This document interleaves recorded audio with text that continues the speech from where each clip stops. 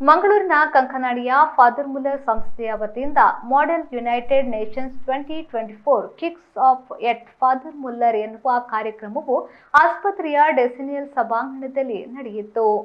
ಕಾರ್ಯಕ್ರಮವನ್ನು father Muller medical ಕಾಲೇಜಿನ ಆಡಳಿತಾಧಿಕಾರಿ reverend father Ajit B Menezes ಅವರು ದೀಪ ಬೆಳಗಿಸಿ ಉದ್ಘಾಟಿಸಿದರು.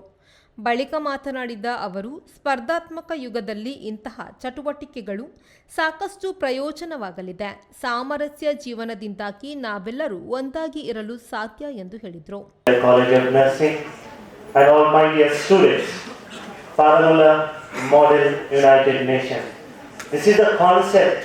I learned 10 years ago when I stepped into portals of Father Mullers as an assistant administrator. Till then, I was new to this concept. After that, as rightly mentioned by one of the speakers, we were dormant for the last 5 years. Now, they came and shook us up.